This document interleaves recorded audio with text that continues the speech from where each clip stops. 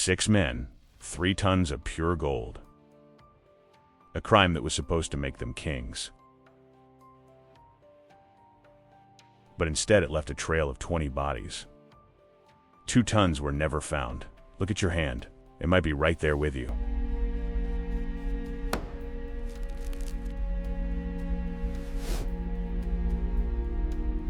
London, 1983. A Saturday morning. While most of the city still sleeps under a cold November blanket, 6 men in a white transit van slowly approach Unit 7 of the Heathrow International Trading Estate. This wasn't your average crew of street thugs. These men knew something the rest of the world didn't. They knew that inside, behind the steel doors of the Brinksmat warehouse, lay a fortune that would change their lives forever. Or curse them. The key to their success wasn't brute force. It was Anthony Black, a guard inside the facility. He was the man who turned the lock and opened the gates of hell from the inside. At exactly 6:40 a.m., 6 masked figures, armed with handguns and dressed in dark jumpsuits, stormed the security room. Inside, they found 2 guards, Robin Risley and Michael Scouse. The scene was cold and professional. The robbers didn't waste time negotiating. They forced them to the floor, bound their hands, and then came the detail that separates this crime from all others. The robbers poured petrol over the guards. One man stood over them, flicking a lighter. The message was bone-chilling. Give us the vault codes, or you burn alive in this concrete coffin. The plan was simple. Take £3.2 million in cash. That's what was supposed to be in the vault that morning. Enough to disappear to the coast of Spain and live like kings. But as the heavy vault doors finally yielded, there was silence. A silence broken only by the heavy breathing behind masks. In front of them wasn't paper money. In front of them were 3 tons of pure gold. Exactly 6,800 ingots stacked on wooden pallets. Gold waiting for transport to the Far East, in that heartbeat. A £3 million heist became a £26 million masterpiece. Today, that value would exceed £100 million. The robbers were in shock. Their van wasn't built for 3 tons of weight. Their muscles weren't ready for the strain. But greed is the most powerful engine. The next 90 minutes were a physical nightmare, bar by bar. Each one weighing nearly 14 pounds. They tossed them into the van as the vehicle's axle groaned under the impossible pressure. They knew the clock was ticking. Every extra second in that warehouse was a step closer to a life sentence. At 8:15 a.m., the white van limped out of the airport perimeter. The tires were so compressed by the weight they were nearly touching the rims. They left the guards bound, soaked in petrol, in total darkness. By the time the police arrived, the robbers were miles away. But they left one trail that would cost them everything. They left Anthony Black behind to play the victim. They didn't know that this single insider link would be the first domino to fall. Getting out of the airport was the easy part. The hard part was the physics. 3 tons of gold is not just money. It is a physical burden that can crush a vehicle. The white van limped through the streets of West London, its suspension bottoming out with every pothole. Every police car they passed was a heartbeat skipped. Every red light was a risk. If a tire blew, the heist was over. But they made it. They reached a secret garage where the gold was unloaded, bar by heavy bar. But as the adrenaline faded, a cold reality set in. They didn't just steal money, they stole the global supply of gold. Every single bar had a serial number. Every bar was hot. You couldn't just walk into a bank and trade a 14-pound gold ingot for cash. To spend it, they had to change it. They needed a magician. They needed an alchemist. This is where the clean criminals met the dirty professionals. Brian Robinson and Michael McAvoy, the leaders of the raid, knew they were out of their depth. They reached out to the underworld's most elite money launderers. The most famous among them, Kenneth Noy. Noy was a man of high intelligence and zero conscience. He understood the market. He knew that if you melt stolen gold and mix it with copper and brass, the chemical fingerprint changes. It becomes new gold. Legal gold. He set up a massive smelting operation in the garden of his secluded mansion in Kent, night after night. The furnace roared. The smell of molten metal filled the air. In that fire, the evidence of the greatest heist in history was evaporating into thin air. Suddenly, the London underworld was flooded with cash. But criminals are often their own worst enemies. McAvoy, one of the leaders, couldn't help himself. He began spending. He bought a luxury mansion and, in a display of incredible arrogance, named his two Rottweilers Brinks and Matt. But it wasn't just the spending that alerted the police. It was the banks. Huge amounts of cash, millions of pounds, were being deposited into small local bank branches in Bristol and South London. The bankers noticed. The Bank of England noticed. And Flying Squad, the elite police unit, started connecting the dots. They realized that the Brinks-Matt gold hadn't left the country. It was being laundered right under their noses. By early 1984, the police had identified the main players. They began a massive surveillance operation codenamed Operation Scallywag. They watched Kenneth Noye. They watched the couriers. They watched the money flow. The robbers thought they had committed the perfect crime because the gold was gone, melted into untraceable jewelry and coins. What they didn't realize was that the police weren't looking for the gold anymore. They were following the fire, and that fire was leading them straight to a bloody confrontation that would leave a police officer dead and a curse that would last for decades. By early 1985, the Brinks-Matt investigation had moved from the vaults of Heathrow to the quiet, leafy suburbs of Kent. The police were no longer chasing a ghost. They were watching a man, Kenneth Noye.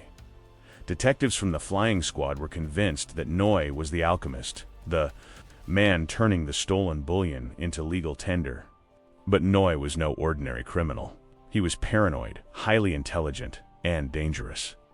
He had installed a sophisticated security system around his mansion, Hollywood Cottage.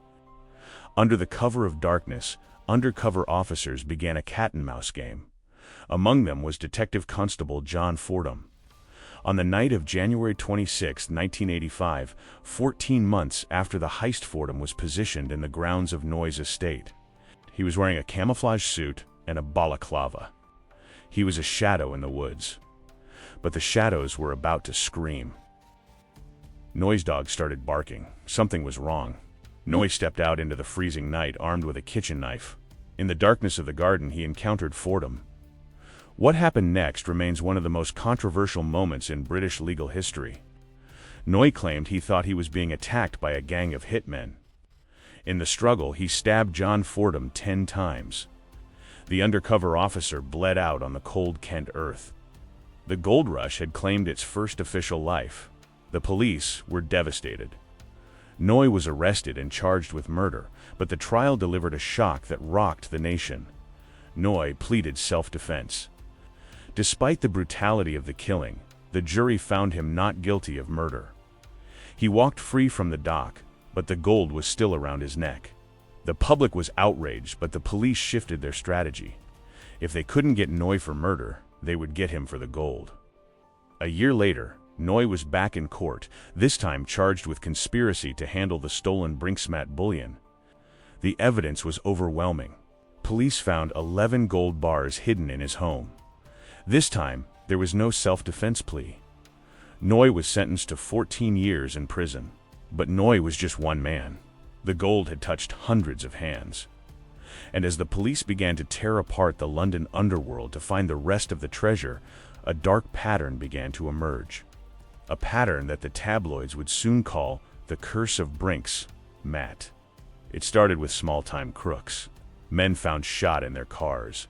Men disappearing into the Thames. It seemed that anyone who had a piece of the £26 million was marked for death. Was it the police? Was it rival gangs? Or was it the gold itself?